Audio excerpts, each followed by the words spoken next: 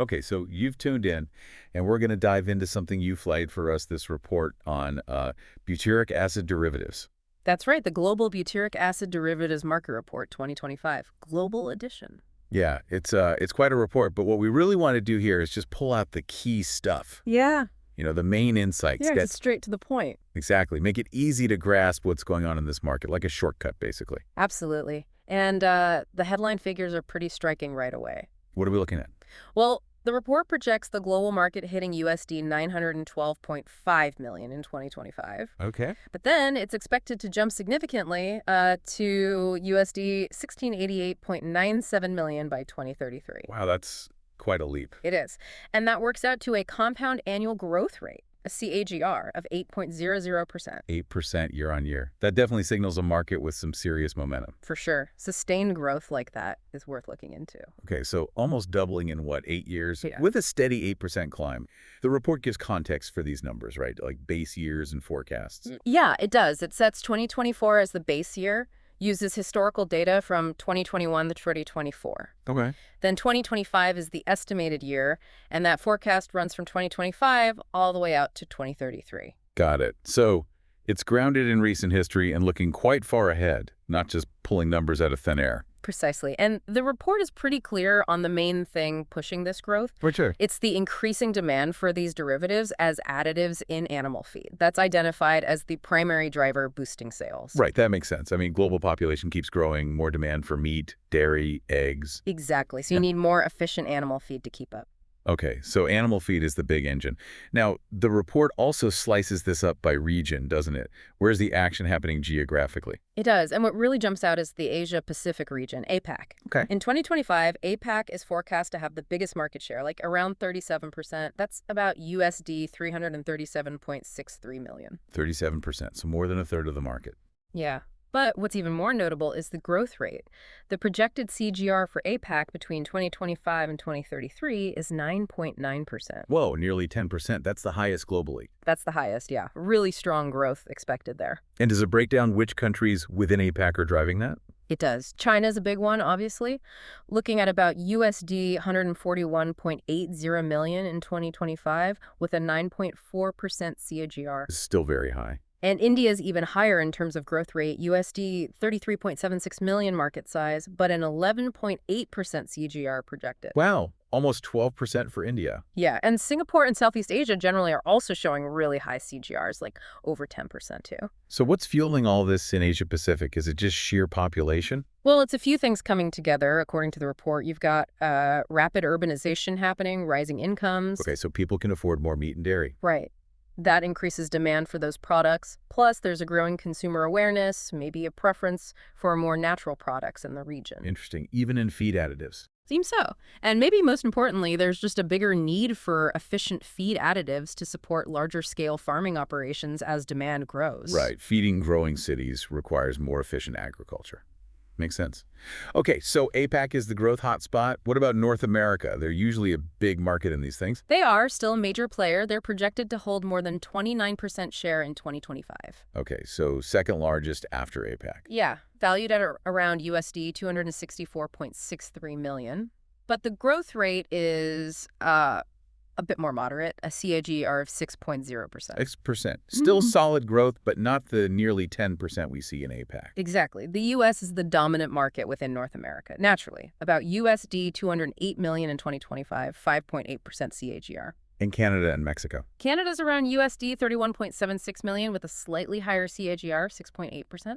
And Mexico at USD 24 million, 6.5% CAGR. So why is North America such a large market now, and what's shaping its trajectory? Well, the report points to a couple of key things. One is the increasing consumer demand for sustainable and natural ingredients. That's a big trend overall, yeah. And it applies to animal feed, too. People care more about what the animals they eat are fed.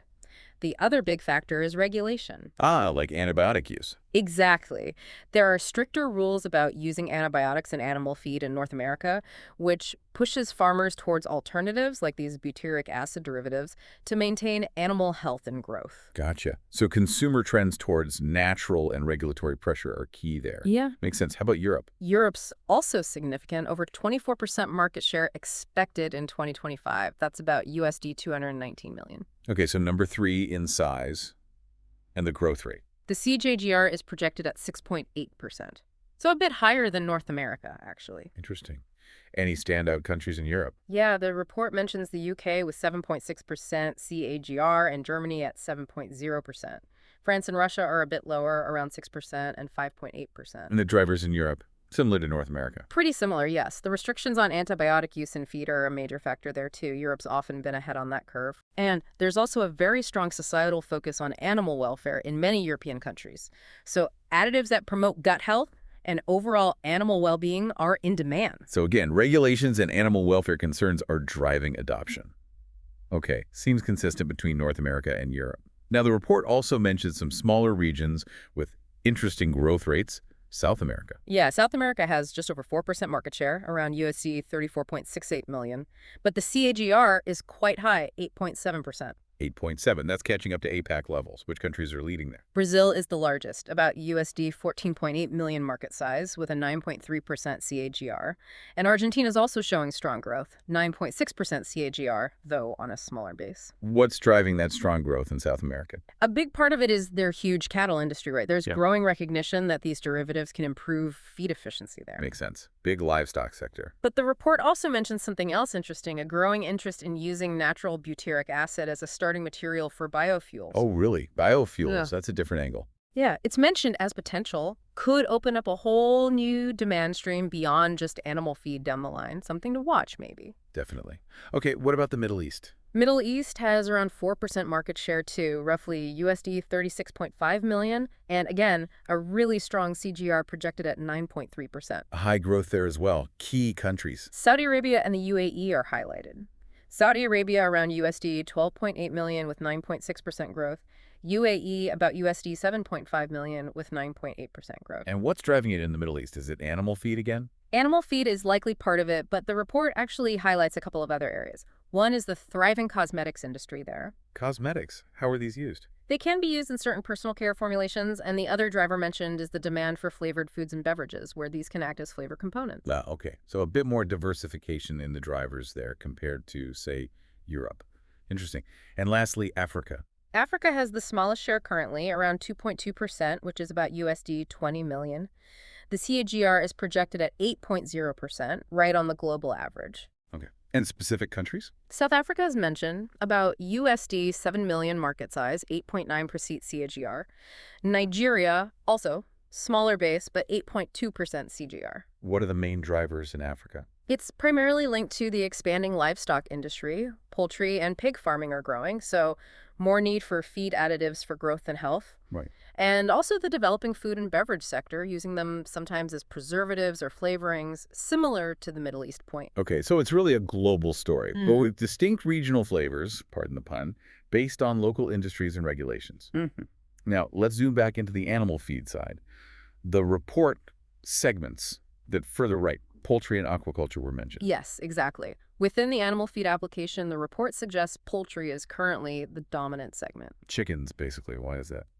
Well, these butyric acid derivatives are very widely used in poultry feed. They help improve feed conversion, how well chickens turn feed into body mass, and they're known to promote gut health, which is crucial in large poultry operations. Okay, and the poultry industry globally is just massive. It's huge, and there's high demand for premium poultry products too, so optimizing feed is critical. That drives a lot of volume for these additives. Makes perfect sense. Now, aquaculture was flagged as the fastest growing segment. Fish farming. That's right. Fastest growing within the animal feed market. Why is aquaculture taking off so quickly for these products? Well, the global demand for seafood keeps rising, and aquaculture, or fish farming, is seen as a key way to meet that demand sustainably. Right, wild fish stocks are under pressure. Exactly. So efficient and healthy fish farming is crucial. And these butyric acid derivatives have shown real benefits in fish things, like boosting their immune systems and improving growth rates. So they're becoming a valuable tool for making aquaculture more productive and sustainable. That seems to be the driver. So yeah, while poultry uses the most right now, aquaculture is where the really rapid uptake is happening. Very interesting dynamic. Yeah. Okay, the report also segments by the type of product. Sodium butyrate and esterified tributyrant were the two key ones, I think. Correct. Those are the main chemical forms discussed. So what's the difference in their market position? The report indicates sodium butyrate holds the largest market share currently. Okay, the biggest seller. Why? primarily because it's so widely used in animal feed for those gut health and feed efficiency benefits we talked about. The workhorse product, essentially. Pretty much. Plus, it also has established uses in the food industry, sometimes as a flavor or preservative, and even some pharmaceutical applications. So its broad use case contributes to its large share. Got it. And what about the other one, esterified tributyrin? The report said it was expanding rapidly. Yes, that one's pegged as having significant growth momentum. It's seeing increasing use, particularly in nutraceuticals and pharmaceuticals. Okay, explain nutraceuticals quickly. Think like dietary supplements or functional foods products derived from food sources with extra health benefits beyond basic nutrition. Right, so why is esterified tributyrin popular there? It seems to be linked to its perceived anti-inflammatory properties, and there's even research into potential anti-cancer effects. Okay, so more targeted health applications. Exactly, and that ties into the broader consumer trend towards natural, bio-based products for health and wellness.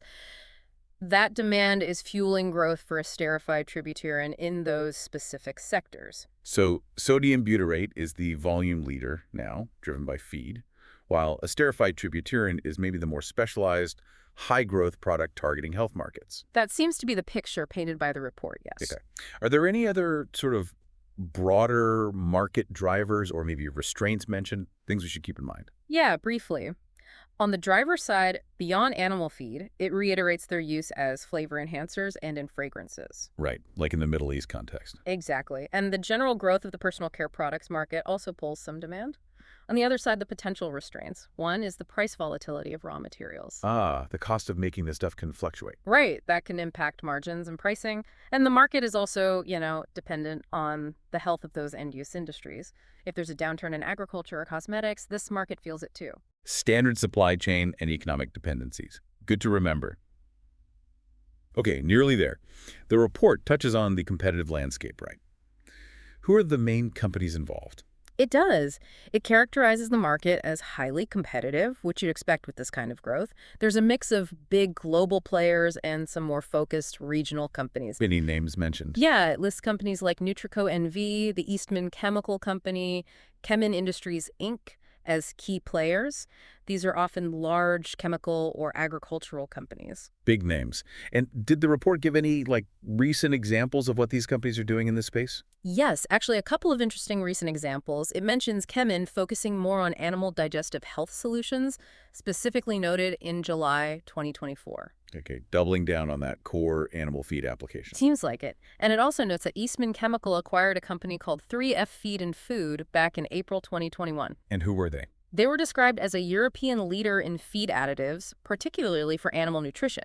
Ah, so Eastman made a strategic move to strengthen their position in this exact market through acquisition. Exactly. It shows that the big players see significant value and are actively investing to grow their share in this animal nutrition space. Right.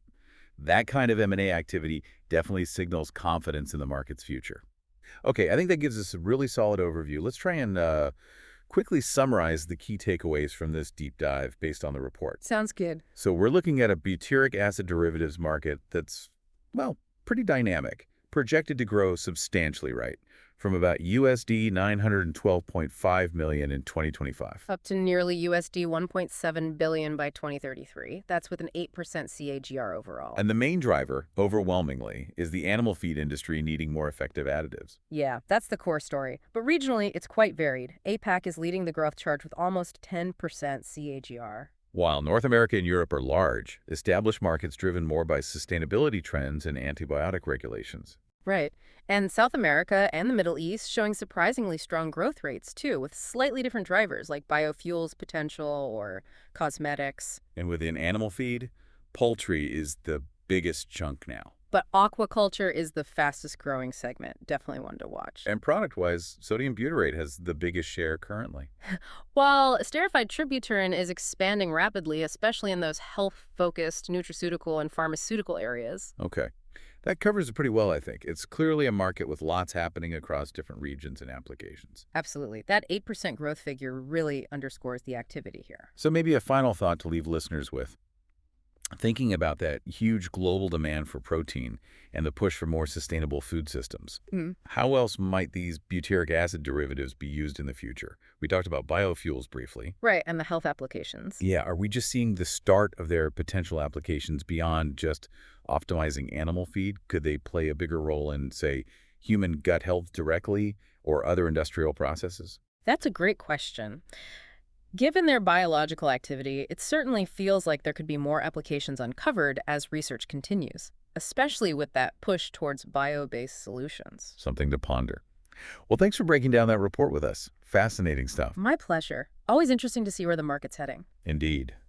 Thanks, everyone, for joining us for this deep dive. We'll catch you on the next one.